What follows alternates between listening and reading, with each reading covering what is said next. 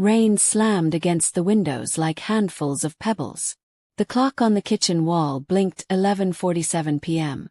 I stood by the sink, still wearing my scrubs, my hair stuck to my forehead after a 14-hour shift. Ethan's voice cut through the noise. "You care more about strangers than your own husband." I swallowed hard. "I was saving a child's life, Ethan. That's my job." "You always say that," he snapped, throwing his jacket onto a chair. "But your job never pays enough. We can't even plan for a family." I rubbed my temples. "You know why I'm not ready for that." He gave a bitter laugh. "Right, the famous list of excuses. Your father leaving, the bills, the hospital, the trauma. You've turned your fears into a religion." The words stung more than I wanted to admit. "That's not fair." Ethan stepped closer. His face was flushed, his eyes tired but sharp. "Fair? You think it's fair that I have to carry everything while you waste your life for pocket change?" "I help people," I said quietly. He grabbed the edge of the counter, knuckles white. "Help doesn't pay rent." For a moment, the only sound was the storm outside. Then he sighed softer but colder. "Maybe you should go think about your priorities." "What are you saying?" "I'm saying get out. Clear your head." I stared at him, waiting for him to laugh to take it back. But he didn't. When I didn't move fast enough, he opened the door. The wind howled in, spraying rain across the floor. "Ethan, please. It's freezing. Maybe standing in the rain will teach you what's worth keeping." The door slammed behind me. The cold hit like knives. My scrubs clung to my skin. My shoes filled with water. The street was almost empty. Only the glow of a few streetlights fighting the storm. I pulled my phone from my pocket, but the screen stayed black. Great," I muttered. I started walking toward the hospital, hugging myself for warmth. Water ran down my arms and into my sleeves. I wanted to cry, but even my tears felt lost in the rain. Halfway down the street I spotted lights, a car idling near the curb, black paint shining under the rain. The hazard lights blinked in steady rhythm. I thought it must be a rideshare. I waved and hurried over, my shoes squeaking on the wet pavement. The rear door was unlocked. "Thank God," I whispered, sliding inside. The warmth hit me first, then the silence. "Hi," I began breathlessly. "I'm sorry I didn't answer the call earlier, my phone died." From the front seat, a man's voice answered, calm and deep. "Call." I made no call. Froze. My eyes adjusted to the dim interior. There was someone in the back seat behind the driver, a man leaning against the window, one hand pressed against his side. Something dark stained his white shirt. Gasp. "Oh my God, you're hurt." The man turned his head. His eyes were pale gray, cold and sharp even in the dim light. "You shouldn't be here." I thought this was my ride. "I can get out." "Stay still." The way he said it made my body freeze before my mind caught up. His tone wasn't loud, but it carried weight. The driver's eyes met mine briefly in the rearview mirror. Then the car began to move. "Please," I said. "I just need to get home." "No hospitals," the man in the back murmured to the driver. "You need a doctor," I insisted. "You're bleeding through your shirt." He looked at me again, studying me as if I were a puzzle he already half solved. "You're a nurse." "Yes," I said cautiously. "Then you'll do." "Do for what?" "To keep me alive until we reach home." I stared at him. "You can't be serious. I don't even know who you are." His mouth curved, not quite a smile. "You will." Rain drummed harder on the roof as the car sped through the empty streets. I could hear my heart pounding louder than the tires on wet asphalt. Finally I whispered, "Who are you?" He leaned back, his face ghost pale except for the streak of blood at his side. "Damien Rourke." The name meant nothing at first. Then flashes of news headlines surfaced in my mind. Real estate mogul, philanthropist, and under those whispers, the rumors. The most dangerous man in the city. "You're that Damien Rourke." "Depends who's asking." "A nurse who wants to get out of this car alive." For the first time he actually smiled. Then don't give the driver a reason to stop. We drove for what felt like hours, though it couldn't have been more than 20 minutes. My mind raced with every crime story I'd ever heard. I should have been terrified, but a strange calm settled over me. The same calm that came in the hospital when chaos hit. When the car turned down a private road lined with iron gates, my stomach tightened. The gate slid open automatically. Beyond it loomed a mansion, lights glowing like embers in the rain. "Where are we?" asked. "Home," Damien said simply. "You'll be safe here." If the word sounded wrong coming from him. The driver parked under a marble archway. Before I could react, the back door opened. Another man in a dark coat appeared, umbrella in hand. "Boss," he said quietly, "everything's ready." Damien's hand moved from his side to the seat, and I saw the blood again. Too much of it. "You really shouldn't move," I said, reaching instinctively to steady him. His gaze locked with mine. "Touch me again without permission, and I'll make you regret it." Froze. Then he added softly, "But thank you for the concern." He stepped out of the car, steady but slow. I followed without thinking, rain soaking my clothes again as we crossed into the mansion. Inside was another world. Warmth, gold light, the smell of leather and clean wood. A hallway big enough to hold my entire apartment. I hesitated near the door. "I should go." Damien turned back to me. Even pale and bleeding, his presence filled the room. "Your husband left you in a storm. You think going back to him is safer than this?" My mouth went dry. "How do you know about that?" "I make it my business to know what happens in my city," he said. "And the people worth saving. I'm not one of them. We'll see." He swayed slightly, catching himself on a chair. Without thinking, I reached for my bag. "Let me look at that wound before you pass out." He studied me for a long moment, then nodded once. "The first aid room is down the hall. Second door on the left." Of course he had a first aid room. The room looked like a miniature clinic. Sterile cabinets, clean towels, medical supplies arranged in perfect order. I motioned for him to sit on the examination table. "Lift your shirt," I said. He raised an eyebrow. Commanding for someone who walked into a stranger's car. "I've seen worse," I said, forcing confidence into my voice. He did as told. The wound was deep but clean, a gunshot that had grazed muscle without shattering bone. "Bullets out," I murmured, more to myself. "You're lucky." "I don't believe in luck." "Then believe in me." For a heartbeat, silence hung between us. I cleaned and bandaged the wound, my hands steady even as my thoughts swirled. When I finished, he exhaled slowly. "You have a gentle touch," he said. "Comes with the job. And yet your hands tremble." "They don't," I said quickly, and realized they did. He smiled faintly. "Fear is useful. Keeps you alert. I'm not afraid of you." "Then you're not as smart as I thought." When the bandage was secure, he stood carefully. "You'll stay here tonight." "I can't. My husband will not be looking for you." The certainty in his tone made me flinch. "You don't know him." "Oh, I do," he said quietly. "Ethan Lawson, 32 years old, unemployed for the last 6 months, gambling debt totaling $48,000. Owes the wrong people." I stared at him. "How do you?" He interrupted, his voice calm. "You walked into my car, Aria Lawson. That makes you part of my world, at least for tonight."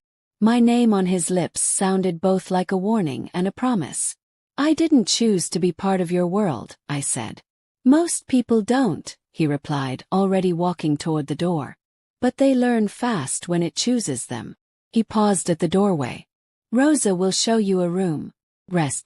Tomorrow we talk about why your husband's debts just became my problem." And then he was gone. The silence left behind felt heavier than the storm. I sank onto a nearby chair, my pulse still racing. Who was this man really? A savior? A threat? Both. All I knew was that the woman who had stepped into his car would never be the same again. Outside, Thunder rolled across the city, and I realized the storm wasn't over. It had just followed me inside. I didn't sleep that night. The rain kept beating against the window, but it wasn't the sound that kept me awake. It was the memory of Damien's eyes, gray and sharp like cold metal catching light. At dawn, the mansion was quiet. The walls seemed to hum with secrets. I found a robe in the closet of the guest room and slipped it on before stepping into the hall. My bare feet made no sound on the polished floors. The house was too perfect. Paintings that looked expensive, floors that gleamed like mirrors, the smell of coffee drifting faintly from somewhere. Everything whispered of power and money. "Mrs. Lawson," a voice said behind me. I turned to see a woman in her 60s, tall and elegant, her gray hair tied neatly. "Mr. Rourke asked me to bring you breakfast," she said. "My name is Rosa." "Thank you," I replied softly. She handed me a tray with eggs, toast, and fruit, every piece placed as if for a photograph. I sat on the edge of the bed, suddenly aware of how empty the room felt.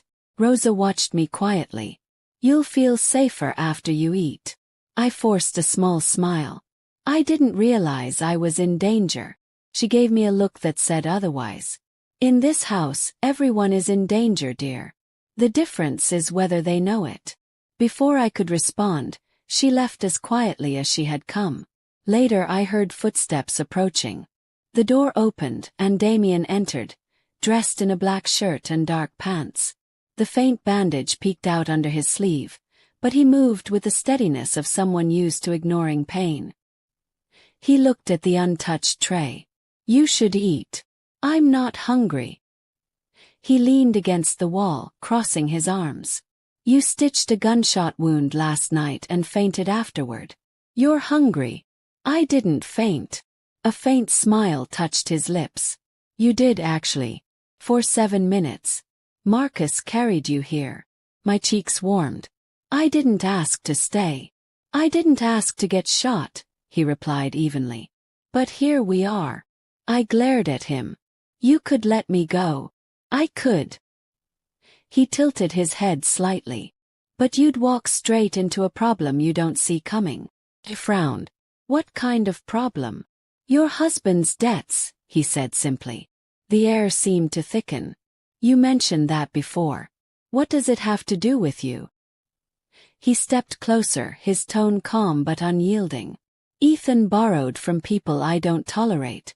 They work for a man named Viktor Kozlov. Russian. Violent. Unpredictable. He likes to make examples of people who don't pay." Chill ran through me. "Examples?" Damien's voice softened just enough to make it worse. "Broken bones. Burned cars. Missing wives." I stared at him. "You're lying." He didn't blink. "Do you really think I have time to lie about your husband's mess?" I pressed my hands to my face. "He told me he had it under control." "He didn't. And last night after he left you, 2 of Kozlov's men were seen near your building." My stomach turned. "Are you saying they were looking for me?" He met my eyes. "I'm saying they won't stop until they find something worth using. And you, Mrs. Lawson, are a good way to send a message." I sank onto the edge of the bed, my hands trembling. "So what happens now?" "Now," he said, "you let me handle it. Why would you care what happens to me?" Damien's voice grew quiet. "Because Kozlov doesn't get to threaten people in my city. Especially not people who end up in my car." There it was again, the possessive tone that made my pulse skip. He turned to leave but paused at the door. "You have 1 day to decide whether you want my protection. After that, I can't promise anything." When he was gone, I sat there in silence, the breakfast tray still untouched. Protection. The word felt like a chain and a shield at the same time. That evening, Rosa showed me the library, a huge room filled with leather-bound books and tall windows that caught the fading light. I tried to read to distract myself, but every shadow made me jump. When I finally stepped outside, the rain had stopped. The gardens were drenched but glowing under soft lamps. I needed air. That's when I saw him again. Damien stood under one of the archways, speaking quietly into a phone. His tone was sharp, his expression darker than I'd seen before. "Yes," he said into the receiver. "If they touch her, burn the place down." My breath caught. He turned then and our eyes met. "How much did you hear?" he asked. "Enough to know you're not just some businessman." He slipped the phone into his pocket. "No, I'm not. Who are you really?" He walked closer, stopping just a few feet away. "Someone who makes sure debts are paid and lines are respected." "Criminal lines," I said before I could stop myself. He didn't deny it. "You think hospitals are clean. Governments. Everyone has blood on their hands. I'm just honest about mine." "Is that supposed to make me feel safe?" "It's supposed to make you feel informed." I turned to leave, but his next words made me stop. "You think your husband kept you safe all this time? The man who gambled away everything, including your peace of mind?" My throat tightened. "Don't talk about him like that. Then open your eyes." His voice was low, fierce. "He's been borrowing under your name for months, using your income as collateral. You were already in danger before I ever saw you." I shook my head. "That can't be true." "It is." He looked at me for a long moment, then added quietly, "You'll see soon enough." He left me standing there, heart pounding, with the sound of rain starting again in the distance. The next morning, I woke to the sound of voices in the hall. "Her husband is still unaccounted for," Marcus was saying. "Kozlov's men are getting restless." Damien's voice was steady. "Keep them watching. No mistakes." I hesitated at the door, listening. "What about the woman?" Marcus asked. "She's staying," Damien said. "For now." I stepped back before they could notice me and shut the door quietly. "For now." The phrase felt like a trap and a promise. After breakfast, I found Damien in his study. Maps, screens, and files filled the walls. It looked like the control center of a private war. He didn't look up when I entered. "You shouldn't be walking around without an escort." "I'm not your prisoner," I said. He leaned back in his chair. "That's exactly what prisoners say." I folded my arms. "I need to understand what's happening. I deserve to know the truth." He sighed and gestured to the chair opposite him. "Sit." I did. He opened a folder and slid it across the desk. Inside were photos of Ethan. My stomach lurched. He was sitting in a dark room, his face bruised, his hands bound. "What is this?" "A message," Damien said. "Kozlov's way of saying he has leverage." The paper trembled in my hands. "They have my husband." "Yes. They want to trade him for you." The room spun slightly. "Why me?" Damien's gaze didn't waver. "Because you matter to him. And because they think you might matter to me." I looked up sharply. "Do I?" He smiled faintly. "Not yet." I pushed the folder away. "So what, you'll just ignore it? Let them hurt him? I'll handle Kozlov my way." "That's not good enough," shouted. "He's my husband." For the first time, anger flashed in Damien's eyes. "Your husband put you in this mess. He lied, borrowed, and sold information to the wrong people. You think they went after you because of me? They went after you because of him." My voice dropped to a whisper. "Sold information. From the hospital. Patient records. Schedules. Things criminals can use." I shook my head. "Ethan would never." "He already did," Damien said. "And when Kozlov realized how valuable that connection was, he decided he wanted you too." Felt sick. "Why are you telling me this?" "Because ignorance is dangerous," he said simply. "And I don't need you dying because you trusted the wrong man twice." For a while, neither of us spoke. I could hear rain hitting the tall windows again. Finally, I asked quietly, "So what do I do now?" "Stay here. Stay alive. That's your plan." He smiled, a real one this time.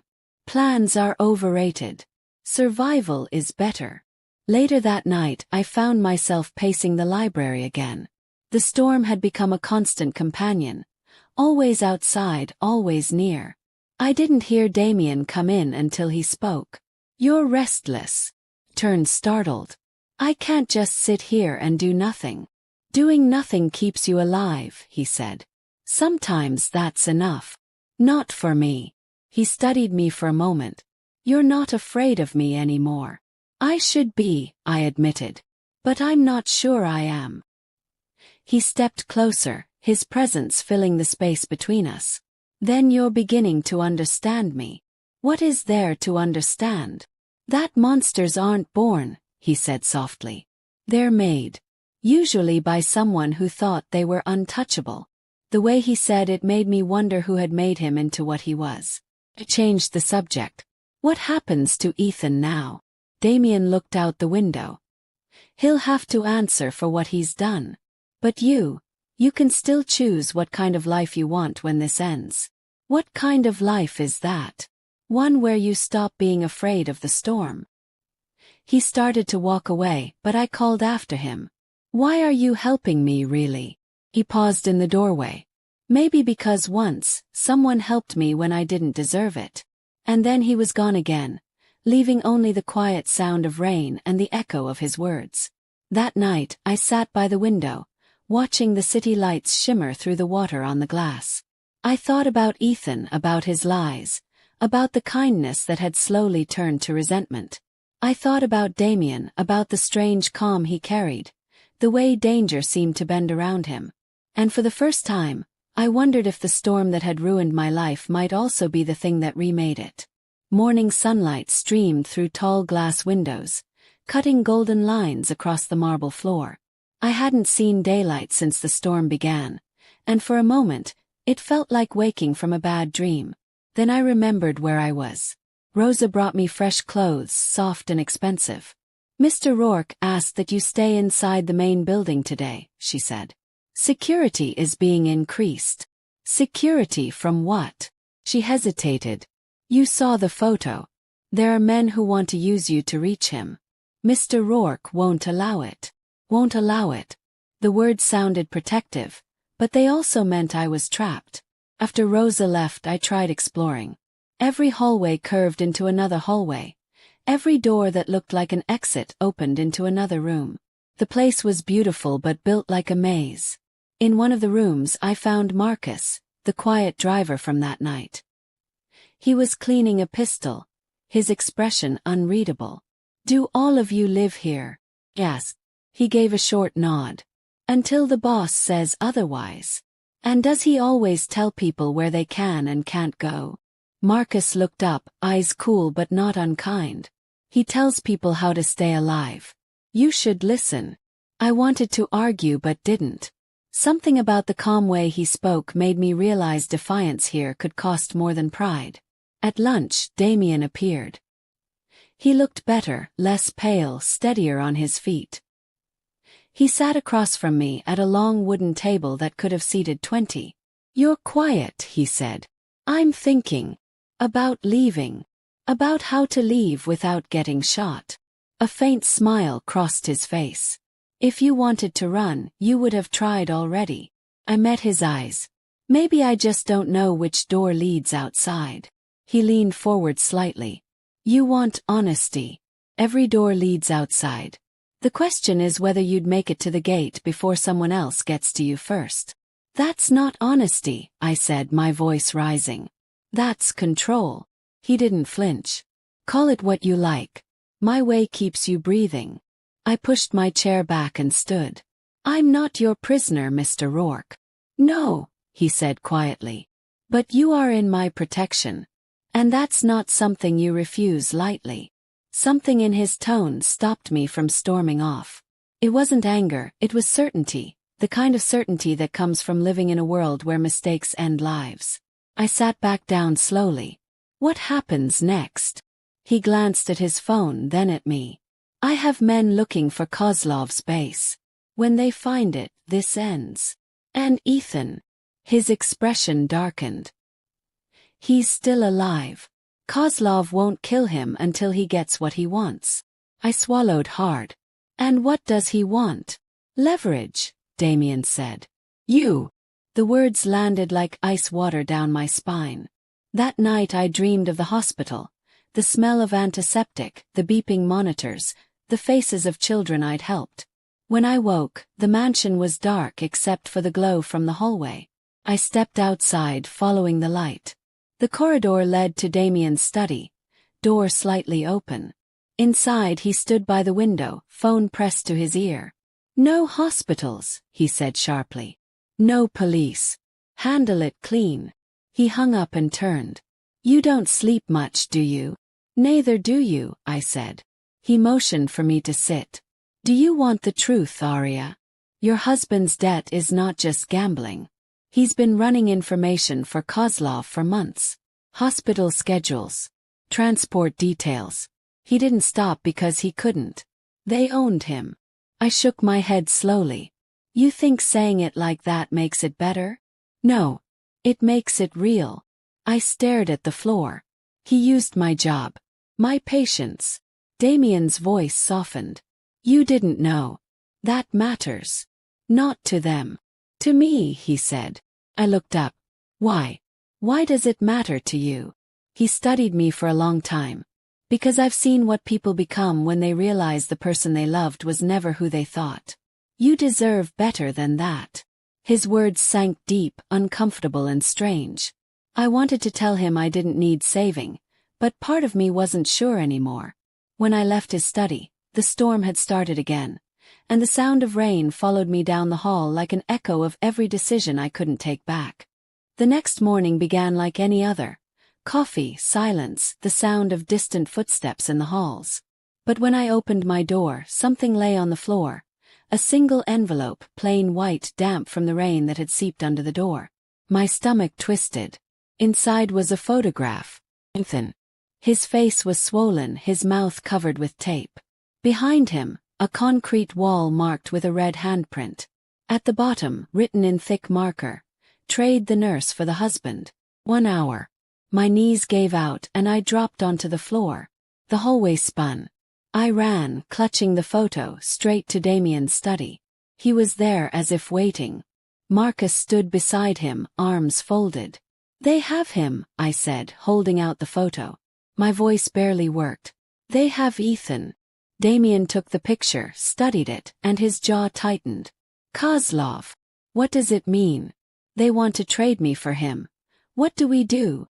Marcus started to speak, but Damien raised a hand. "Leave us." When the door closed, Damien looked back at me. "You don't go." "I have to," I said, panic breaking through. "They'll kill him." "If you go," he said evenly, "they'll kill you both." I stared at him, shaking. "You can't know that." He stepped closer, his voice low and steady. "Listen to me. Kozlov doesn't want a trade. He wants a message. Killing Ethan is business. Killing you makes it personal. Then what do we do?" "I deal with Kozlov," Damien said. "You stay here behind locked doors." "No," I said firmly. "I'm not hiding while my husband dies." He looked at me for a long moment, something unreadable in his expression. "You still love him?" The question hit harder than I expected. "He's my husband." "That's not what I asked." I didn't answer.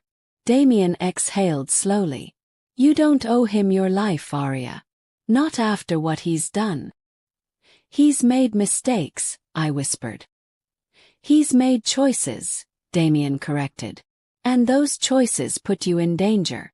I turned away, tears burning in my eyes. "You talk about choices like you've never made bad ones."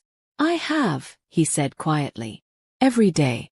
That's why I know how much they cost." We stood there in silence until Marcus knocked once and entered again. "Boss," he said, "we've traced the location.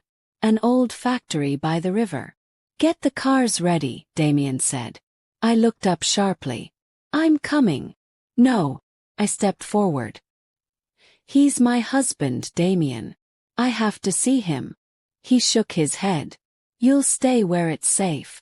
If you go without me, I'll find my own way there." His eyes narrowed. For a moment, I thought he might order Marcus to lock me in. Instead, he said, You'll stay behind me at all times. If I tell you to run, you run. Do you understand? He nodded. The drive to the river felt endless. The rain had turned to fog, thick and cold.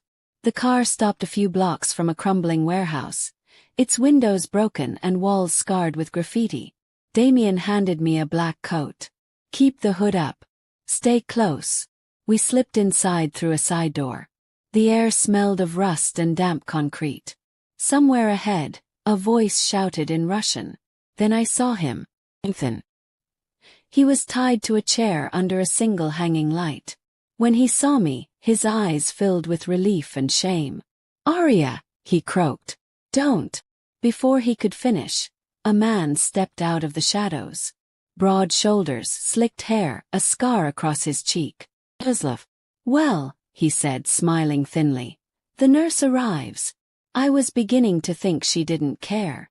Damien moved forward, his voice flat. Let him go. Kozlov laughed. You think you can give orders in my house? This isn't your house, Damien said. It's your grave. The room went still. Kozlov's men shifted, weapons ready. My pulse roared in my ears. Wait, I said quickly. Please. I'll go with you. Just let him live. Damien's hand closed around my wrist, stopping me. Don't. Kozlov's smile widened. You see, she understands how deals work. Maybe she should be in charge of your empire instead. Damien's grip tightened slightly. You've made your point. For a moment I thought they might actually talk. Then one of Kozlov's men raised his weapon. The first gunshot shattered the silence. Chaos erupted, shouts, flashes of light, the sharp smell of gunpowder. Damien pulled me down behind a stack of crates as bullets tore through the air. It covered my ears, heart pounding. Ethan! I screamed. Damien fired back. 2 clean shots that dropped the gunman closest to us. Stay down. The fighting lasted seconds but felt like forever. When it ended, smoke hung heavy in the air. Damien stood, checking the room. Kozlov was gone. So was Ethan's chair, empty, the ropes cut. They took him, I said, my voice breaking. Damien looked toward the open back door where tire tracks vanished into the fog. Then we'll find them. I stared at the empty space where my husband had been and whispered, if he's still alive. Damien turned toward me. His expression calm but unreadable. He is. For now. Back in the car, the city lights blurred through the rain. I sat in silence, staring out the window. Finally, Damien said, you see now why you can't go back. I nodded slowly. Everything I believed was a lie. He glanced at me. Lies are easy. Truth takes work. I looked at him then, at the man who terrified half the city but had just risked his life to save mine. Why are you doing this for me? He gave a faint smile. Because sometimes protecting someone else is the only way to remind yourself you're still human. I didn't answer. The car kept moving, cutting through the fog toward a future I couldn't yet see. Somewhere behind us, the river swallowed the last of the echoes. Somewhere ahead, another storm was waiting. And for the first time I wasn't sure if I feared it, or if I was finally ready to face it. The rain finally stopped, but the air inside the mansion felt thicker than before, as if the walls themselves were waiting for something to break. Every sound, the creak of a stair, the distant thud of a closing door, made me jump. Damien hadn't spoken much since the night at the warehouse. He spent hours locked in his study, making quiet calls, meeting people I never saw. I told myself I didn't care what he was planning, but I watched the clock every time he left, counting the minutes until he came back through the gates. That evening I found him in the courtyard, talking with Marcus. Their voices were low, serious. When Damien noticed me standing by the doorway, he ended the conversation with a short nod, and Marcus disappeared toward the garage. You shouldn't sneak up on people who carry guns, he said. I wasn't sneaking, I replied. I was worried. He tilted his head slightly, as if that word amused him. About what? About whatever you're doing to find him. Damien looked past me at the gray sky. My men found Kozlov's trail near the docks. He's moving Ethan between safe houses. If we're lucky, we'll catch him before he disappears again. And if you're not lucky..." He glanced back, calm as ever. "Then we make our own luck." I wanted to ask what that meant, but before I could, the sound of engines echoed outside the gate. A convoy of black SUVs rolled up the drive. Marcus shouted something in the radio clipped to his jacket. "Boss, that's not our team." Damien's expression hardened. "Inside. Now." I barely made it through the door before the first window shattered. The sound was deafening: glass, shouts, and then the unmistakable crack of gunfire. Marcus pulled me behind a marble column while Damien barked orders into his earpiece. "East wing now. Keep her covered." Someone fired from the balcony above. Plaster exploded against the wall beside me. I dropped to the floor, heart hammering. Damien crouched beside me, one hand steady on my shoulder. "Stay down. Don't move until I say." I nodded, too scared to speak. More shots. Boots pounding the hallway. Marcus returned fire, his jaw set. "Rosa!" Damien called. "Get to the safe room." Through the chaos, I saw him move with terrifying precision. No hesitation, no wasted motion. He was the same man I had seen bleeding in that car, but now I understood why everyone in the city whispered his name. The firefight lasted minutes that felt like hours. When silence finally returned, smoke hung in the air, and the smell of gunpowder burned my throat. Damien stood in the doorway, checking for movement. "It's over," he said at last. I stayed on the floor, trembling. "Who were they?" "Kozlov's men. They wanted to take you alive." My stomach turned. "Why me?" "Because you're leverage. And because they thought I wouldn't risk this house for one person." I looked up at him. "And would you?" He paused. "I already did." The next morning, workers arrived to replace the broken windows. The mansion looked whole again, but nothing felt the same. I spent the day helping Rosa clean blood from the floor near the entry hall. Neither of us spoke. When evening came, I found Damien outside on the terrace. He leaned against the railing, staring at the skyline. "You didn't have to stay here after that," he said quietly. "You could have left." "And go where?" "Yes. They'd just find me again." He looked at me, eyes unreadable. "Maybe you should blame me for this." "Should I?" "I brought the war to your door," he said. "You got caught in it." I shook my head. "You didn't put a price on my life. Ethan did." The corner of his mouth lifted slightly. "You're learning fast." We stood there in silence. For once, the city below seemed calm. No sirens, no rain, just the quiet hum of distant traffic. "I keep thinking," I said after a while, "if I'd gone home that night instead of getting in your car." "You'd be dead," he interrupted. "Kozlov's men were waiting on your street." The bluntness of it made me shiver. Damien turned toward me. "You can't change how you got here, Arya. You can only decide what you'll do next." "What I'll do?" He nodded. "You want this to end. Then help me end it." I blinked. "You mean, work with you? You know hospitals. You know how Ethan moved data without being caught. You can tell me what he had access to. It might lead us to Kozlov's network." I hesitated. "If I help you and you find them, what happens then?" He didn't answer right away. When he finally spoke, his voice was steady but cold. "Then no one ever threatens you again." That night I sat at his desk, scrolling through stolen files from the hospital servers Marcus had retrieved. It felt wrong but also right, like I was finally doing something instead of hiding. Most of the data meant nothing to me, until I found a list labeled Special Accounts. It contained names of children, their hospital rooms, and dates.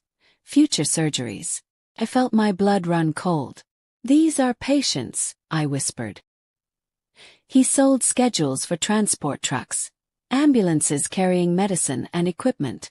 Kozlov could hijack them. Damien leaned over my shoulder, reading silently. "That's how they financed the trades. Stealing supplies, selling them back overseas." "He used my hospital for this," I said softly. He used me. Damien rested a hand on the desk beside me. Now you use him. Find every link you can. We'll take it apart piece by piece. I nodded, forcing the anger to replace the fear. 3 days later the house felt different. Fewer guards. Less noise. Damien said it was calm before the next move, but I could tell everyone was tense. That evening, he invited me to join him by the fireplace in the sitting room. The flames threw orange light across his face, softening the edges that usually looked carved from stone. You've done well, he said. Your work helped us locate 2 of Kozlov's warehouses. I wrapped my hands around a mug of tea. I never thought I'd be part of something like this. You didn't choose it. Neither did you, I think. He glanced at me. What makes you say that? Because you act like someone who got trapped in a life and learned to control it instead of escape it. He smiled faintly. Maybe we're not that different after all. For a moment we sat in silence, watching the fire. Then he said, "There's something else you should see." He handed me a folder. Inside were surveillance photos.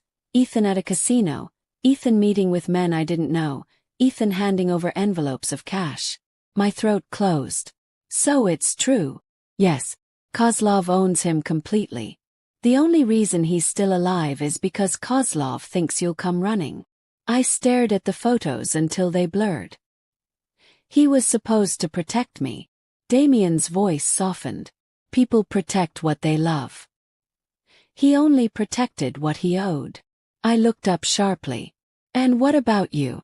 Do you love anything enough to protect it? He didn't answer.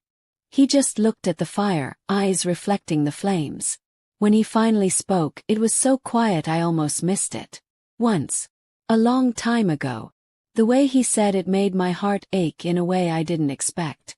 I wanted to ask more, but Marcus appeared in the doorway. "Boss, we found Kozlov's convoy. Heading south." Damien stood immediately. "Get the team ready." He turned to me. "You stay here." I followed him to the hall. "I can help. You've done enough." Caught his arm. "If you're going to end this, I want to see it. I deserve to see it." He hesitated, then nodded once.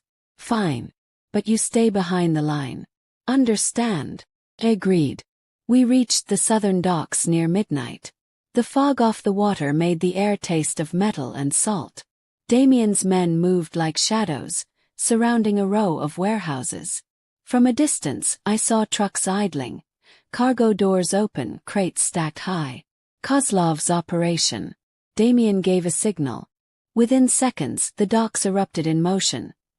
His men advancing, shouts in Russian, the clash of steel. I stayed behind the barrier, clutching the radio Marcus had given me. Then I saw him, Ethan, dragged by one of Kozlov's guards toward a boat. I didn't think. I just ran. Marcus shouted after me, but the sound of gunfire drowned him out.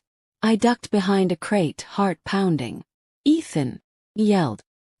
He turned, shock written across his face. "Arya! What are you doing here?" "Trying to save you," called back. "You shouldn't have come." Before he could finish, a shot rang out. The guard beside him fell. Damien appeared through the smoke, gun raised. "Move!" he shouted. Ethan stumbled toward me, and Damien covered our retreat. When we reached the car, Marcus pulled the doors open, yelling for us to get in. The drive back was chaos. Sirens in the distance, Damien bleeding again from a graze on his arm. I tore a strip from my sleeve to press against the wound. He caught my wrist gently. "I told you to stay behind. And you told me I could make my own choices," I said. For a second he almost smiled. Fair point. Back at the mansion, Ethan was locked in a guest room under guard. I stood outside the door, staring at the handle. Part of me wanted to run in and demand answers. Another part of me didn't want to hear them. Damien came up beside me. "He's alive. That's more than he deserves," I whispered. "What happens now?" "We let him tell us where Kozlov's last base is. After that, this ends." He looked at me carefully. "You don't have to be here when it does." "I do," I said. Because whatever happens next, I need to see the truth with my own eyes. He studied me for a long moment, then nodded. Then stay close. The truth has a way of burning everything it touches. I looked through the small window in the door. Ethan sat on the bed, head in his hands, a man who had finally run out of lies. For the first time I didn't feel sorry for him. I just felt tired. That night, I sat again by the fireplace, the house silent around me.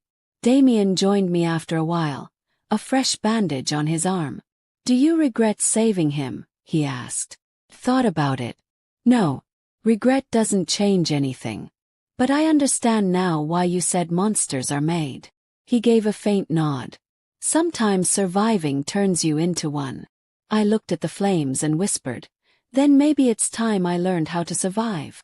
I didn't sleep at all that night. The mansion was silent, but my mind wouldn't stop moving. Every time I closed my eyes I saw Ethan's face through the glass of that locked door. Tired, guilty, afraid. Dawn I went downstairs.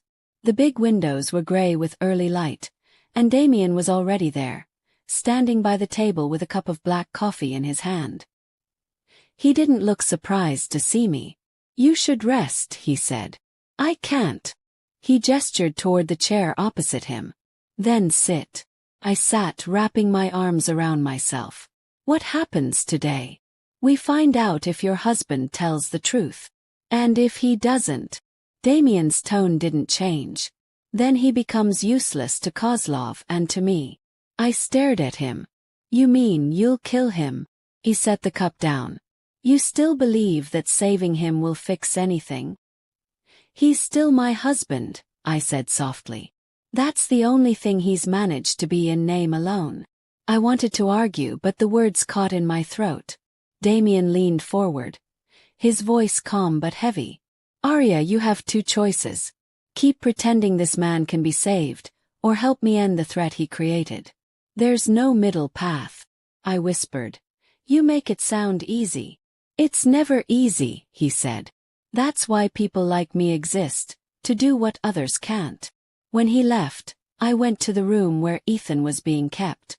The guard stepped aside. He looked up when I entered. His eyes were red-rimmed, his clothes wrinkled.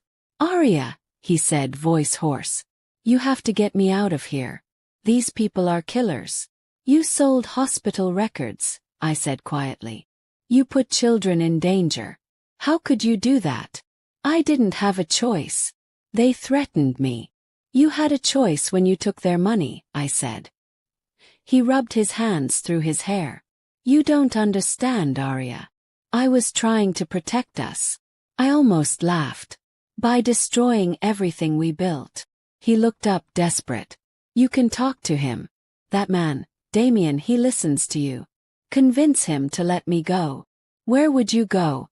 "Back to Kozlov." "I'll disappear. I'll fix it." I shook my head. "There's no fixing what you did." He slammed his hand against the wall. "So what, you just stand with him now? You think he's a savior?" I turned to leave. "No, Ethan. I just finally see things for what they are." Behind me his voice cracked. "You've changed." "I had to," I said.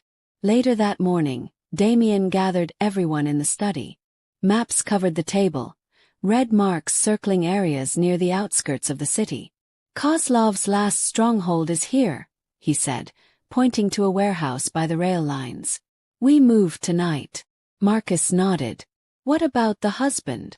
Damien's gaze flicked to me before he answered. "He's coming. He's our key." Ethan looked terrified. "I'm not going back there."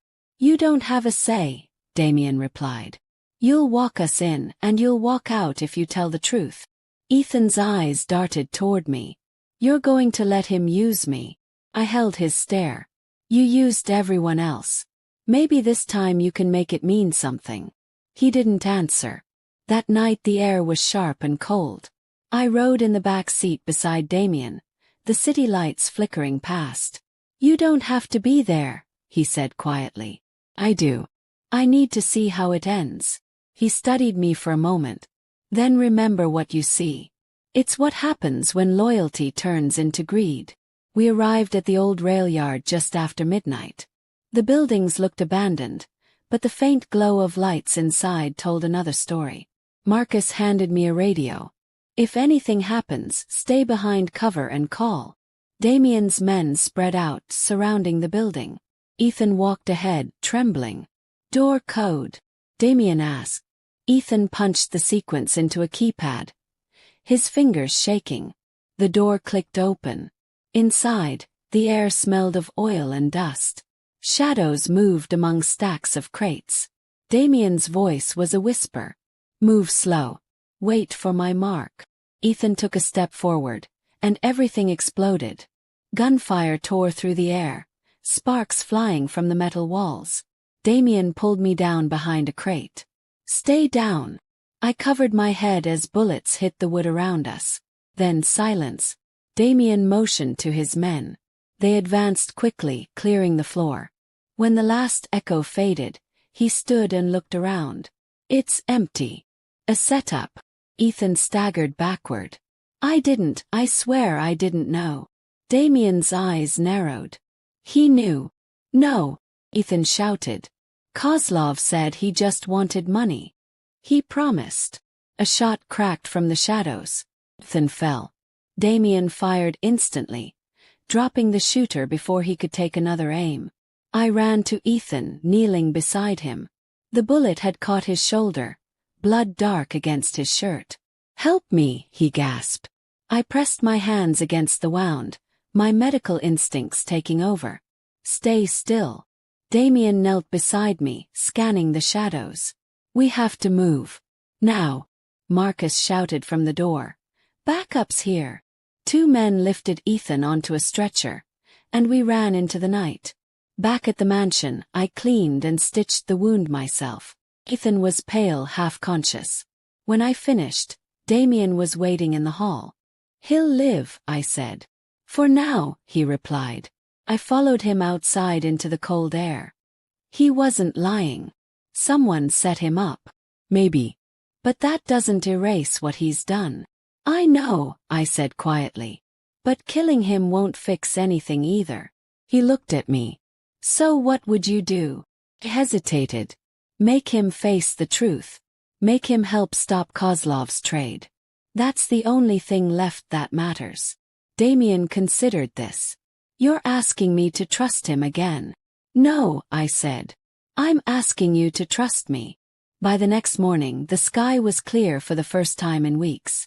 The sunlight felt wrong after so much darkness, like the city didn't realize how broken it was beneath the calm. Damien called me to his office. He looked tired, a faint bruise on his temple where glass had cut him. Kozlov contacted us, he said. He wants a trade, Ethan, for you. Noon. One of the old bridges. I felt my chest tighten. He'll kill us both. Most likely, Damien said. But we can use it. If he thinks we're giving you up, we can draw him out. Bait, I said. Yes. But controlled. I took a deep breath. I'll do it. He frowned. You don't have to. I do. You said once I had to choose. This is my choice. He studied me for a long time. Then you follow my lead and don't break formation no matter what happens. He nodded. By noon we were at the bridge. The wind whipped off the water, carrying the smell of rust and salt. Damien's men hid along the edges of the road, weapons ready. Ethan stood beside me, his arm in a sling.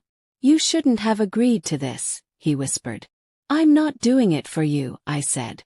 Kozlov's car arrived, a long black sedan, its windows tinted dark. He stepped out wearing the same cold smile I remembered from the warehouse. Mrs. Lawson, he said. So loyal. Damien stepped forward. You have what you want. Let's finish this. Kozlov's men pushed another captive from the car, a woman, small, terrified. Insurance, Kozlov said. One wrong move and she dies. Damien didn't blink. You brought a civilian into this. Kozlov shrugged. Everyone's a civilian until they aren't. He gestured toward me. Send her over. Damien's voice dropped. You first. Let the girl go. Kozlov laughed. You think you make the rules. Then his tone changed. Fine. He shoved the woman forward, and in that second Damien moved. Flash of motion, the crack of shots. I ducked, dragging Ethan behind the concrete barrier. Damien's men opened fire. Chaos again, smoke, shouting, the smell of gunpowder. I could barely see through the haze. Kozlov ran for his car, firing as he went. Damien chased him, quick and silent as a shadow. Ethan pulled at my arm. We have to go. I can't leave him, I said. You don't even know him. I looked at Ethan, the man I'd once promised forever to, and realized that promise had died long before tonight. Maybe I don't, I said. But he's never lied to me. I ran toward the gunfire. When the smoke cleared, Kozlov was gone. His car burned at the far end of the bridge, flames licking the sky. Damien stood beside the wreck, breathing hard, his coat torn. It's done, he said. Is he gone? For good. I looked at him, unsure what to feel. Relief. Grief. All I knew was that the storm that had followed me since that first night finally seemed to be lifting. Ethan limped toward us, face pale. We can go now, right? Start over. Damien's expression didn't change. Start over where?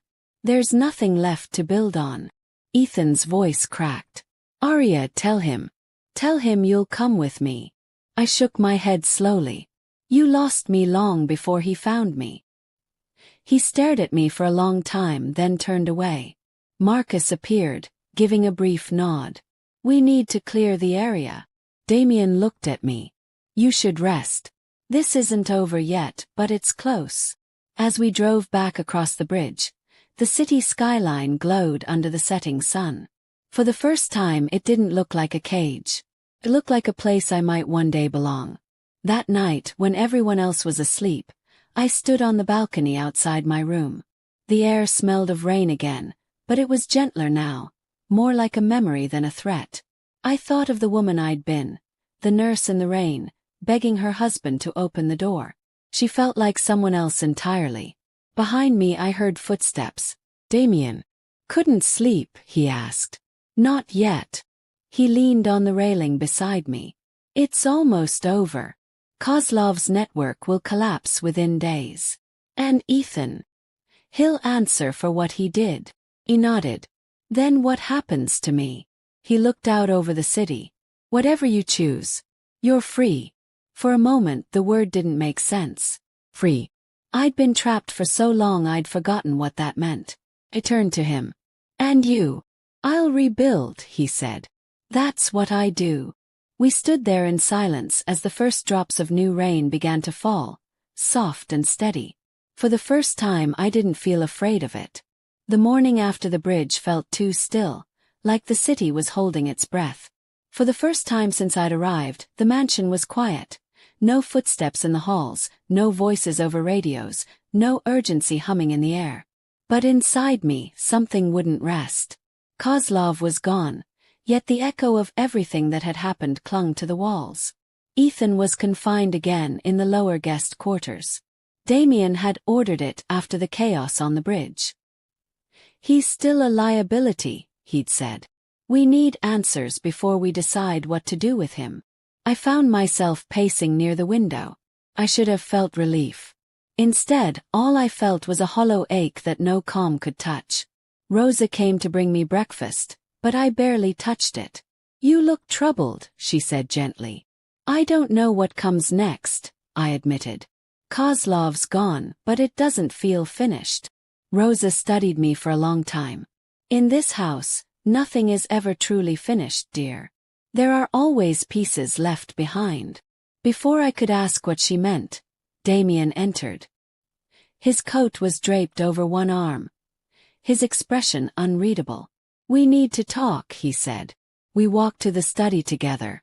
The morning light spilled across the large table where folders and photos were spread out. Damien motioned for me to sit. He slid a single photograph across the table. It showed Ethan, pale and frightened, speaking to a man I didn't recognize. Who's that? Yes. His contact, Damien said. One of Kozlov's accountants.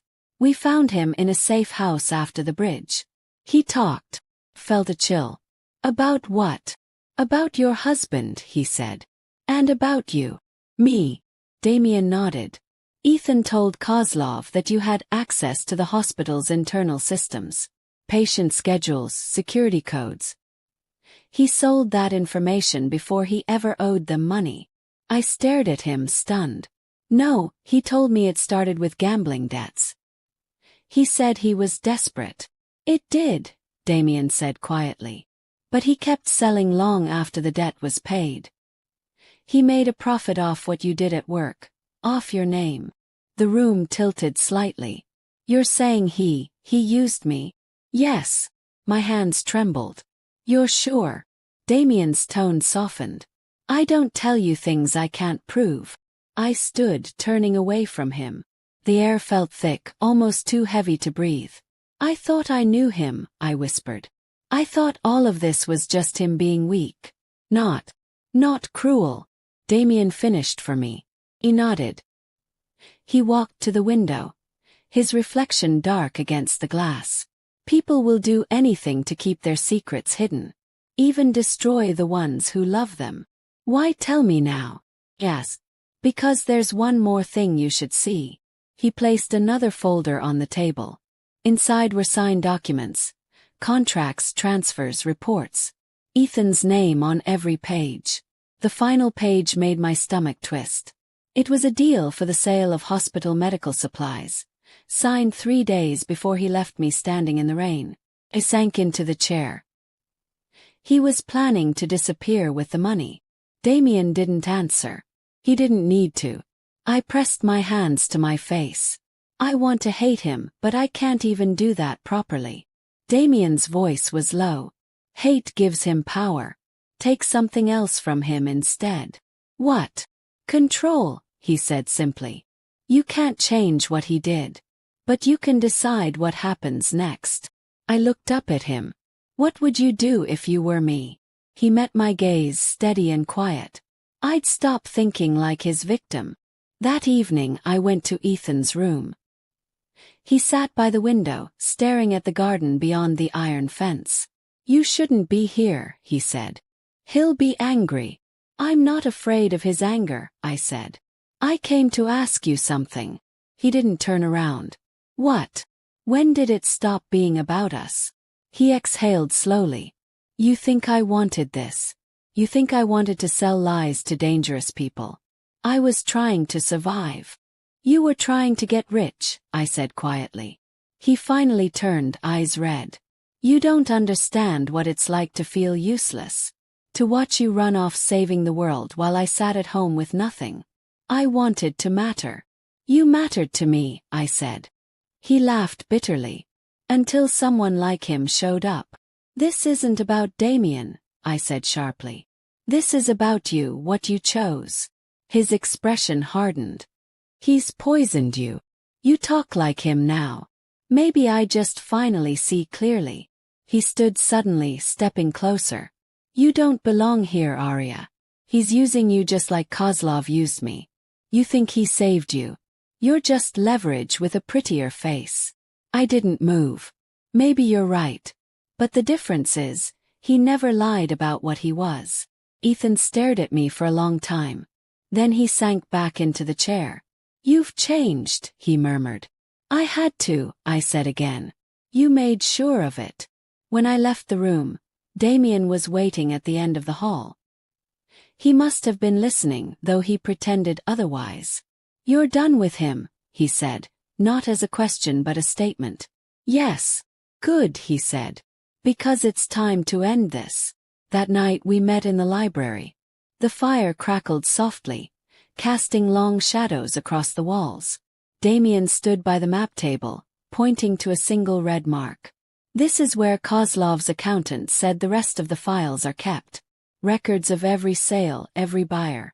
It's the key to dismantling what's left of the network. I looked at him. You're going there. We are, he said. Me. He nodded. You know the hospital codes. We'll need them to access the systems he used. You end it the same way he started it, through information. I hesitated. What if it's a trap? He smiled faintly. Then it will be their last one. We left after midnight. The city was silent, streets wet from another brief rain.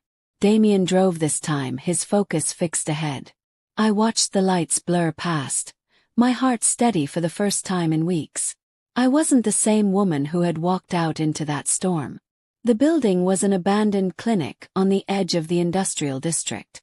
The windows were broken, the sign rusted, but the lights inside still worked.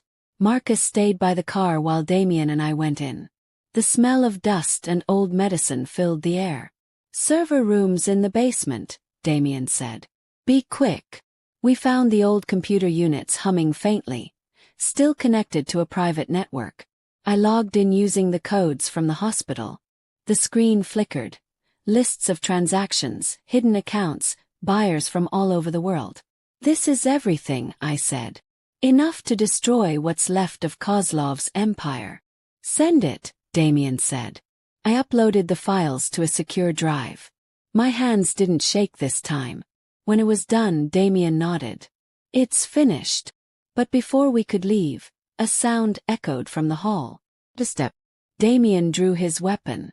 Froze. Then Ethan stepped out of the shadows, pale and desperate. "Arya, don't," he said. "Don't give that to him." My stomach dropped. "How did you?" He pointed a gun, his hands trembling. "Marcus wasn't watching. I followed you." Damien raised his own weapon, steady. "Put it down, Lawson." "No," Ethan shouted. "You think you can just take everything? My wife, my life, my future." "I didn't take anything," Damien said calmly. "You threw it away." Ethan's voice broke. "She's mine."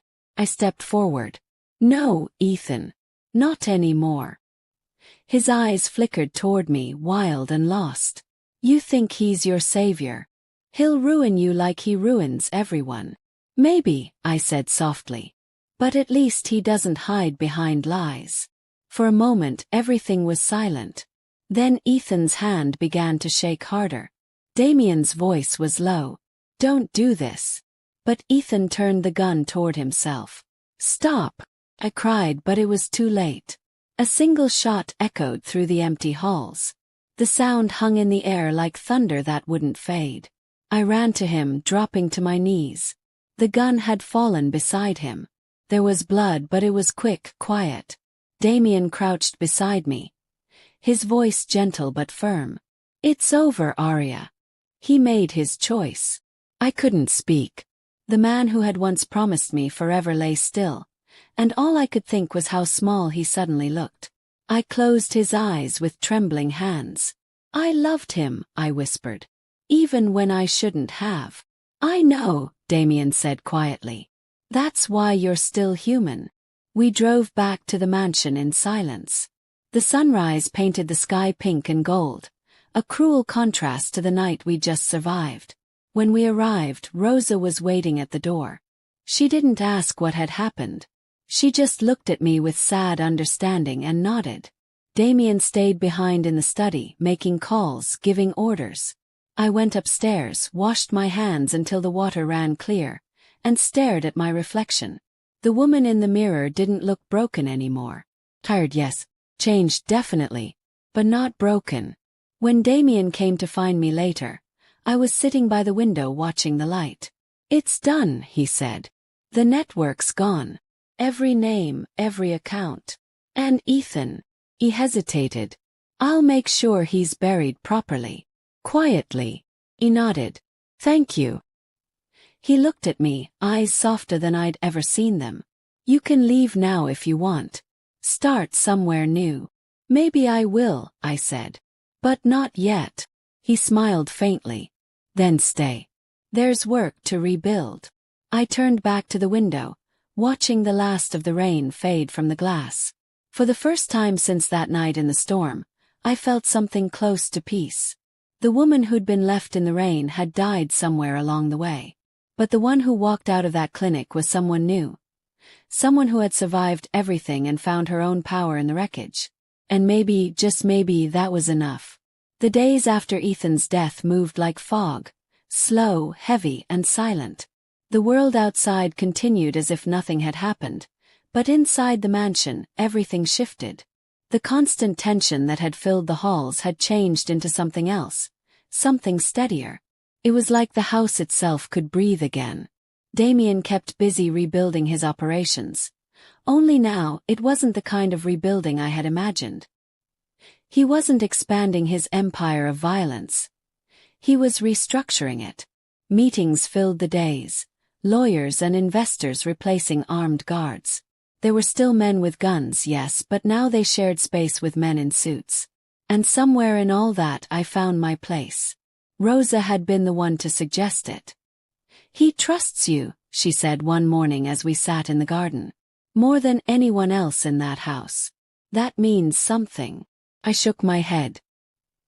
"He trusts me because he has to." She smiled faintly. "No, dear.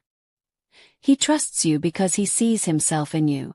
Someone who lost everything and didn't break." The thought unsettled me.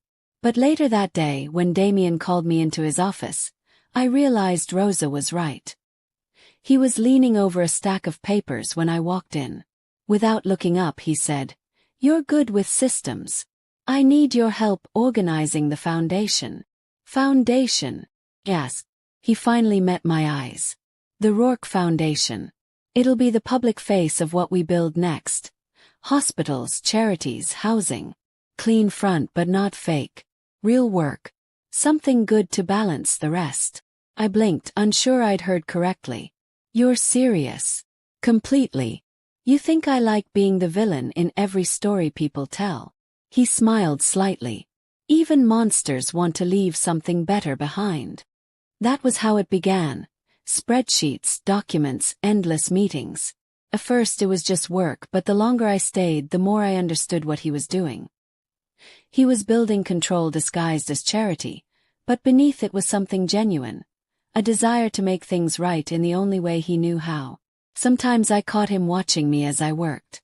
"You could have left," he said one night after I stayed late in the office. "I thought about it," I admitted. "But then I thought about what I'd be leaving behind." "You saved me, Damien. Maybe I owe it to myself to see where that leads." He leaned back, studying me in the dim light. "You don't owe me anything, Arya." "Maybe not," I said. "But I'm not walking away from what we're building." He smiled then. Not the cold smirk I'd seen before, but something real. "Then stay," he said. Weeks passed. The city began to whisper new rumors. That Damien Rourke had changed, that the king of the underworld was suddenly a philanthropist. The news ran stories about donations to hospitals, clinics, and shelters. The irony wasn't lost on me. One afternoon, Damien called me to the balcony overlooking the gardens. The city skyline glimmered in the distance.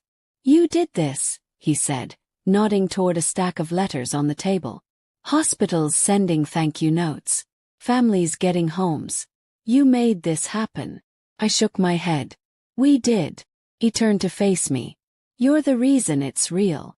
Without you, it would have just been another front." There was something in his voice. Quiet, almost hesitant. The air between us felt heavy, but not with fear or pain. It was something gentler, something I hadn't felt in a long time. "Why me?" I asked softly. "You could have anyone running this for you." "Because you don't lie to me," he said. "Because when I look at you, I see what I used to be. Someone who lost everything and still stands." He took a step closer. "You remind me that I'm still human." I didn't know what to say. For months, I'd been surviving, working, breathing next to this man who terrified and fascinated me in equal measure. And now, hearing those words, it felt like something inside me shifted.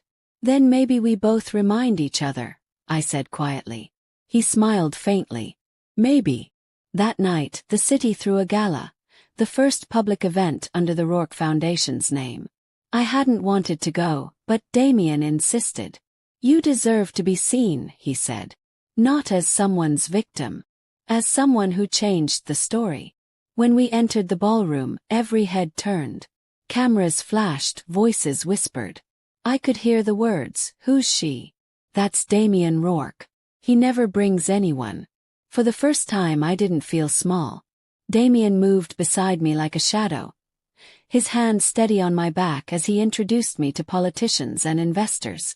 Every smile, every handshake was a performance, but beneath it all was something undeniable. We were equals now.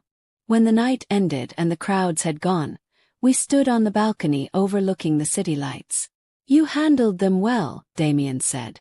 "I used to handle nervous parents in hospital waiting rooms," I said with a small smile. "They're not so different." He laughed quietly. "You've become dangerous." "Is that a compliment?" "It's the highest one I give." We stood in silence for a while. Then he said softly, "You've rebuilt yourself, Arya. Stronger than before." "Maybe," I said. "But it wasn't just me." He looked at me for a long moment. "Then maybe it's time we stop pretending you're just part of the foundation." He reached for my hand, and for the first time I didn't pull away. The next morning, the city's headlines called me the Kingpin's Queen. It was supposed to be gossip, but instead it felt like truth.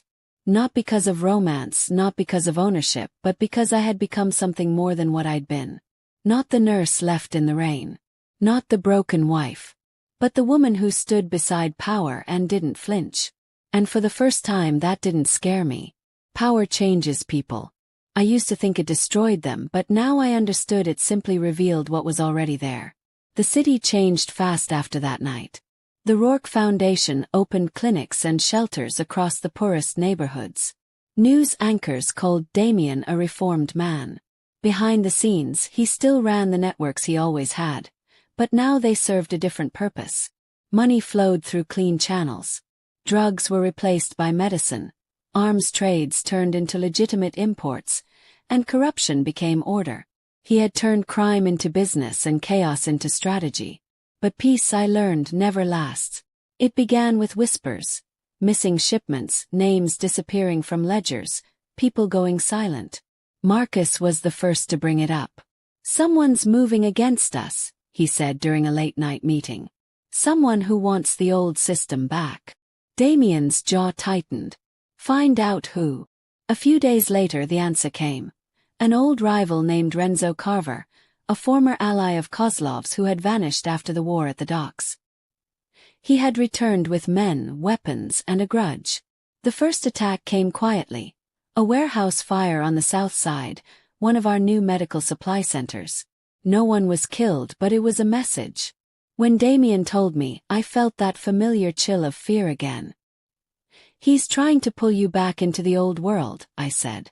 "He'll fail," Damien replied simply. "Because this time he's not fighting the same man." That night, we went to see the ruins of the warehouse. The air still smelled of smoke. Damien stood beside me, looking at the ashes. "Everything I build," he said quietly, "someone always tries to burn." "Then build again," I said. He looked at me. "You'd stay through another war." "I stayed through worse." A slow smile curved his lips. "Then let's remind them who they're dealing with." Over the next week, the city became a chessboard.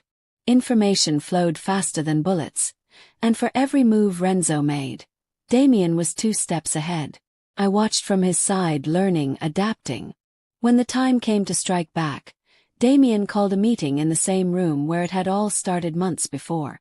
"Tonight we end it," he said, his voice calm but sharp. "Renzo thinks fear will bring me back to what I was. He doesn't understand. I don't fight for myself anymore." His eyes met mine across the room. "I fight for her. For this." The men around the table didn't speak.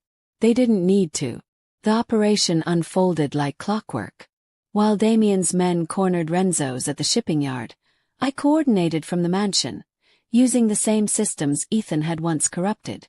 Every message, every move passed through my hands.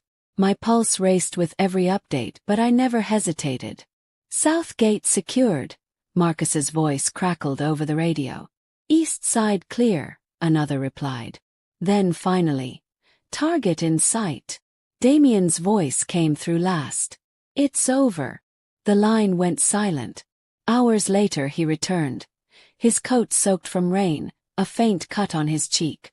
"It's done," he said simply. Renzo. Gone. His men scattered.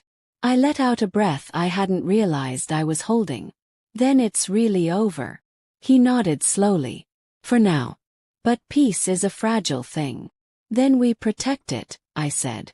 He smiled faintly. Together. That night, I stood at the window again, watching the city lights shimmer through the mist. For so long I had seen this city as a place that chewed people up and spat them out. But now it looked different. It looked like possibility. Behind me, Damien's voice broke the quiet. You did well, Arya. You were calm when it mattered. Turn. You taught me that. He stepped closer. No. You taught yourself. The city outside glowed like firelight, not destruction but rebirth. And as I stood there beside him, I realized that this was what survival really looked like. It wasn't peace. It wasn't victory. It was simply knowing that no matter how much the world burned, I could stand inside the flames and not fall apart. The city had quieted. For the first time in months, no sirens echoed through the night. The newspapers had stopped printing rumors about Damien Rourke, and the foundation had become something people actually trusted. Clinics were opening every week. Hospitals were being rebuilt. And me, I was learning to breathe again. Still, peace didn't come easily to people like us. It was a Sunday morning when Damien called me to the rooftop garden. The sun was rising behind the skyline, soft gold cutting through the mist. He was standing by the railing, hands in his pockets, watching the city below like it belonged to him. And maybe in some way it did. You should be resting, I said, walking up beside him. He smiled faintly. I'll rest when the city stops trying to kill me. Then you'll never rest, I said. He turned toward me, the wind brushing his hair. Maybe not. But I've been thinking about something. About what? He studied me for a long moment. You've stood beside me through every storm, Arya. You've rebuilt this empire, rebuilt me. And I've realized something. I don't want to do any of it without you. My breath caught. Damien. He reached into his coat and pulled out a small black box. Marry me. For a moment the world went silent. I stared at him, speechless. The city noise faded, the wind softened, and all that existed was the man in front of me. The same man who had once terrified me, who now looked at me like I was the only thing keeping him human. Marry you, I repeated softly. He nodded. Not for show, not for power. Because you're the only person who's ever seen me without the armor and stayed. I let out a shaky laugh. You're terrible at romantic speeches. He smirked. It's not a speech. It's a fact. I looked at the ring. Simple, elegant. A single diamond surrounded by gold. It wasn't loud or extravagant, and that made it perfect. Are you sure? I asked quietly. You know who I am. What I've done. What I've lost. I'm sure, he said. I want all of it. The nurse, the survivor, the fighter. Every version of you.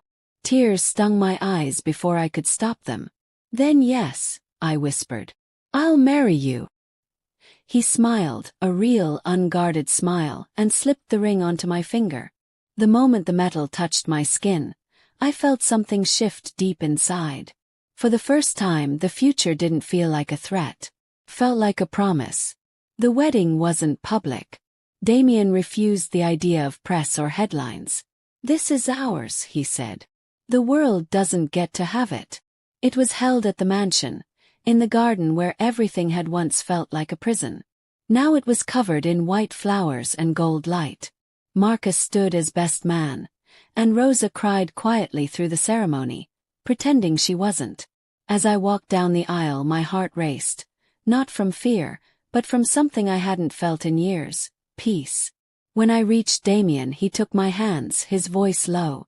You came into my life on the worst night of yours. And somehow we both survived. You taught me how, I said. He smiled. No, you taught me. The officiant spoke the words, simple and brief. When it came time to exchange vows, Damien went first. I've lived in a world built on power and fear, he said. But with you I learned that control isn't strength, choice is. And I choose you every day, no matter how dark it gets. When it was my turn, I tried to speak, but my voice trembled. You saved me once, and then you taught me how to save myself. I don't know what tomorrow looks like, but I know who I want standing beside me when it comes. He leaned forward and kissed me gently. The sound of applause rose around us, but I barely heard it. All I could feel was the warmth of his hands and the steady beat of his heart against mine. For the first time in a long time I felt safe. That night, after everyone had left, we stood alone in the courtyard under strings of lights that flickered softly in the breeze. Do you ever think about how it started? Yes. Every day, he said. The storm. Car. The look on your face when you realized I wasn't your driver. Smiled. You were bleeding all over the seats. And you still stayed, he said. I guess I have a thing for complicated men. He laughed quietly. You have a thing for survival. Maybe both, I admitted. He looked at me for a long moment. Then I'll make sure you never have to survive alone again. We stood in silence, the city spread out below us, the stars faint above the glow of the lights. It wasn't a fairy tale ending, but it was ours. Raw, imperfect, real. Started with a heartbeat. 3 months after the wedding, I sat in the clinic we'd opened downtown, the one that bore both our names. The doctor smiled at me gently and turned the monitor so I could see the small flicker of light on the screen. That's your baby, she said softly. My hands covered my mouth. I didn't know whether to laugh or cry. When I returned home, Damien was in the study. Papers, charts, and blueprints covered his desk.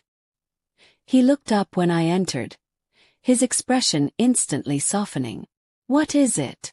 I walked to him, unable to speak. I just took his hand and placed it over my stomach. He froze.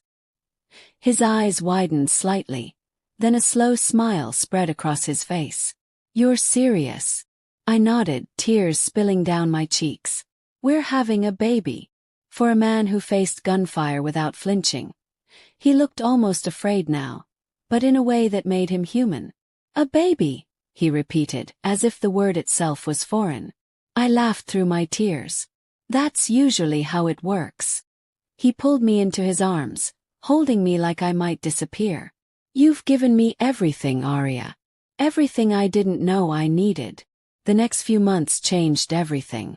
The mansion, once filled with danger and shadows, began to feel like a home. Rosa fussed endlessly, bringing me food every 2 hours, while Marcus doubled the security detail, just in case. Damien refused to let me lift a finger. You're building life, he'd say. That's more important than anything I'm building. He came to every appointment, sat through every scan, and somehow managed to look more nervous than I did. I used to tease him about it. The man who runs half the city, terrified of a doctor's office, I'd say. And he'd always reply, the city can't hurt me. This can. But peace never stays long. 6 months into the pregnancy, news broke that remnants of Renzo's men were resurfacing, old enemies clinging to the past. Damien's team handled most of it quietly, but one night he came home later than usual. His shirt torn, a bruise on his jaw. I met him at the door. You said it was over. It is, he said, though his tone didn't convince me. You promised me safety. I'm keeping that promise, he said firmly. But not everything can be fixed overnight. I looked at the bruise and felt fear twist inside me.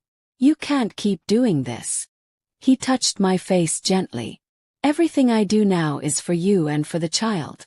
That's all that matters. Then don't leave me, I whispered. I won't, he said. And he didn't, at least not physically. But I could see the weight he carried growing heavier every day.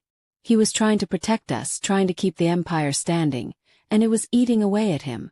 The baby came early, 2 weeks before the due date, on a night when thunder rolled through the sky just like it had the first time we met. The contractions hit fast, and before I could panic, Damien was already there, helping me into the car, giving orders calmly even as his hands trembled. At the hospital, everything blurred into motion. Nurses, lights, voices. And then, after what felt like hours, I heard the cry. A single sound, small and perfect. The nurse handed me a tiny bundle wrapped in white. "Congratulations," she said softly. "It's a girl." Damien stood beside me, silent, staring down at the baby as if he'd never seen something so fragile in his life. "She's beautiful," I whispered. He nodded slowly, his voice barely audible. "She looks like you." When he touched her tiny hand, she curled her fingers around his, and I saw something in his eyes I'd never seen before. Pure, unguarded love. "What should we name her?" "Yes." He smiled faintly. "You choose." I thought for a moment, then said, "Luna." He raised an eyebrow. "Why Luna?" "Because she was born under the storm," I said. "And even when the sky is dark, the moon always finds a way to shine." He looked at our daughter, then at me, and whispered, "Perfect." When we brought Luna home, the mansion no longer felt like a fortress. Felt alive. Rosa cried again when she held the baby, and even Marcus, silent, unshakable Marcus, smiled when the child wrapped her tiny hand around his finger. At night, I'd sit in the nursery, rocking her while Damien stood in the doorway watching us. Sometimes he'd say nothing, sometimes he'd just whisper, "I can't believe this is real." And every time I looked at her I thought the same thing. I had walked through storms, through blood, through betrayal. I had watched everything I knew burn to the ground. And somehow, standing there in that quiet room with Damien and Luna, I realized the storm hadn't destroyed me. It had made room for this. A year passed after Luna's birth. The city changed again. The skyline glittered brighter, the streets quieter. People said Damien Rourke had become a myth, the man who turned crime into charity, power into peace. To the public, he was the billionaire philanthropist. To those who still whispered in the shadows, he was still the king of the city. And to me, he was something else entirely. My husband, my calm in every storm. But peace, I learned, never stays forever. It began one afternoon with a knock on my office door. I was reviewing reports for the Rourke Foundation when Marcus entered. His face told me everything before he spoke. "What happened?" "Yes." He closed the door. "We intercepted a message this morning. Someone's been asking questions about your husband's past dealings. Kozlov's network, the warehouses, the deaths. They've been tracking the foundation's finances." My stomach tightened. "Who?" He hesitated. "Someone from overseas. A name we haven't heard in years. Viktor Kozlov's brother, Mikhail." The name hit me like ice. "He's alive. Alive and angry. Word is, he's gathering what's left of Kozlov's men. They want revenge." I stood slowly, feeling the ground shift beneath me. "He's coming here." Marcus nodded grimly. "He already has." That night, Damien was silent at dinner. Luna was asleep upstairs, and the candlelight flickered across his face. "You knew," I said finally. He didn't look up. "Marcus told you?" "Yes." He sighed, setting down his glass. "I didn't want you to worry until I had proof. But yes, Mikhail's alive. He's moving through Europe, buying loyalty with blood." "Why now?" I whispered. "After all this time." "Because peace makes enemies restless," Damien said quietly. "There's nothing more dangerous than men who've lost their power. What are you going to do?" He looked at me then, his eyes hard but calm. "The same thing I always do. Protect what's mine." I reached across the table and touched his hand. "You promised me no more wars." He squeezed my fingers. "Sometimes the war comes looking for you." The next week was chaos disguised as order. Security doubled around the mansion. Meetings filled every hour. Men I hadn't seen since the early days returned. Old faces from Damien's past life, ghosts of the world he once ruled. They called him boss again. And for the first time in months, he didn't correct them. I could see the change in him. The quiet calm replaced by something colder, sharper. The man I'd fallen in love with was still there. But beneath the surface, the old Damien was waking up. One night, after Luna was asleep, I found him in his office staring at a wall of maps. "You can't do this again," I said softly. He didn't turn. If I don't, he'll come here. He'll come for you. For her. Then let me help, I said. He looked back, eyes narrowing. No. Damien. This isn't like before, Arya, he said, voice low. You've done your part. You built the peace. Now let me defend it. I took a step closer. You taught me not to be afraid of storms. Don't ask me to hide from this one. He stared at me for a long time before finally sighing. You don't listen, do you? Not when it comes to you. He shook his head but smiled faintly. Fine. Then you'll help me my way. By dawn, I was deep in work again, tracing transactions, reviewing communications, identifying Kozlov's remaining allies. It was like stepping back into the shadows I thought I'd left behind. The trail led to something unexpected. One of our own Foundation branches, a hospital overseas, receiving suspicious donations under false names. When I showed Damien, his expression darkened. That's how he's getting in, he said. He's using our name to move money and track our people. What do we do? He picked up his phone. We burn it out. The following nights blurred into one another. Phone calls, coded messages, quiet meetings. Damien worked like a storm made of silence, each decision precise, every move deliberate. Then, one night Marcus came in with a single file. We found him. Mikhail Kozlov was in the city. Damien didn't hesitate. He called in his old crew, the ones who had been there before the Foundation, before the calm. He moved with a focus that was terrifying and beautiful, a man doing exactly what he was built to do. Stay here, he told me before leaving. But I couldn't. I waited until the cars disappeared down the road, then slipped out through the back gate. Marcus would have stopped me if he'd seen me, but I knew my way through the tunnels beneath the property, old passages Damien had once used for safety. I drove myself to the docks, following the coordinates I'd seen on his map earlier that day. When I arrived, the night was heavy with fog. The air smelled of metal and sea salt. Lights glowed faintly from an old warehouse. I moved quietly through the shadows, the sound of waves echoing against the walls. Inside, voices shouted in Russian. Then silence. And then I saw them. Damien stood across the room from a tall, scarred man, Mikhail Kozlov. They faced each other like reflections of the same world. Two kings of ruin meeting one last time. You killed my brother, Mikhail said in thickly accented English. Your brother killed children, Damien replied. I just ended what he started. You took everything from me. Damien's voice stayed calm. You took it from yourself. Mikhail raised his gun. I didn't think, I just shouted. Damien! The sound shattered the stillness. Mikhail turned. The shot rang out. But Damien was faster. The bullet hit the wall beside me, splintering wood. Damien's returned fire dropped Mikhail to the floor. The room went silent again, except for the sound of waves and my racing heartbeat. Damien lowered his weapon slowly, then looked at me with an expression halfway between anger and relief. You followed me. I nodded, shaking. You promised not to leave me behind. He walked over, brushed a strand of hair from my face and whispered, You never make anything easy, do you? Would you love me if I did? Asked weakly. He smiled faintly. Probably not. When we left the warehouse, dawn was breaking. The horizon glowed pale pink over the river. Damien's men stayed behind to clean up, and for once, he didn't look like the king of anything. He just looked tired. I took his hand. It's over now. He squeezed my fingers. It's never over.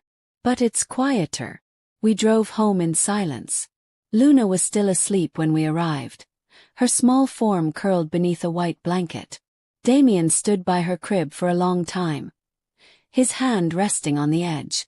She'll never know any of it, he said softly. Not the wars, not the fear. She'll know we fought for her, I said. He looked at me, a small smile forming. Then maybe that's enough. Years passed. Seasons changed. The empire we built reshaped itself, becoming something almost unrecognizable from what it once was. The Rourke Foundation grew beyond the city, expanding across borders. Hospitals, schools, housing projects. All of it born from the ashes of what had once been crime. People still whispered about us. Some called Damien a saint. Others still called him a devil. But the truth was somewhere in between, in the gray space where survival and love meet. As for me, I found my place again. I still worked in medicine, but now it was different. I oversaw clinics, trained doctors, and spent evenings with Luna in the garden while Damien handled the world beyond the gates. He had changed too. The edge in him softened, though it never disappeared entirely. I saw it sometimes, in the way he'd pause before answering a call, or in the way he still checked the shadows before locking the doors.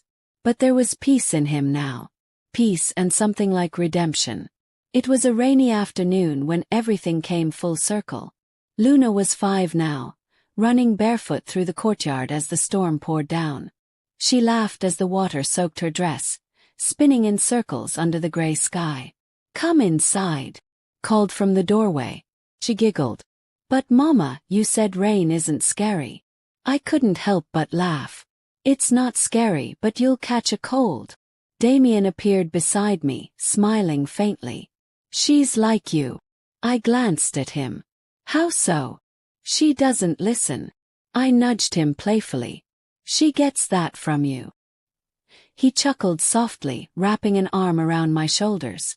We stood there together, watching our daughter dance in the storm. "She'll never know what it costs to give her this," he said quietly. "She doesn't need to," I said. "She just needs to live."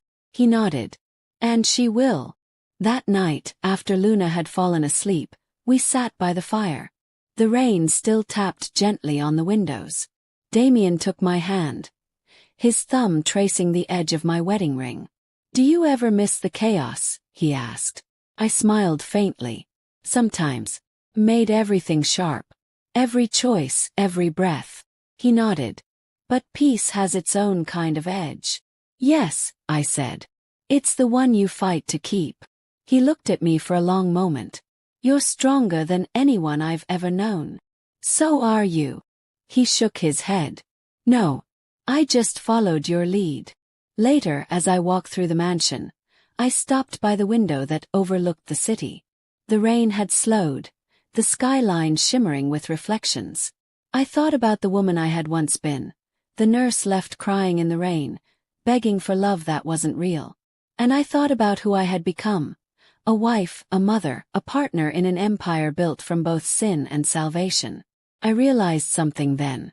The storm had never been my enemy. It had been my beginning. When I returned to our room, Damien was already asleep, his hand resting where mine had been. Luna's laughter still echoed faintly in the halls. I climbed into bed beside him and whispered, "We made it." Outside, thunder rolled softly in the distance, and I smiled. The rain wasn't an ending anymore. It was a crown. If this story pulled you into its storm, don't stop here. Hit that subscribe button, turn on the bell icon, and join me for the next chapter where love, power, and fate collide again. Tell me in the comments, was Aria's ending redemption? Or just the beginning? And remember, every story hides another secret waiting to be told.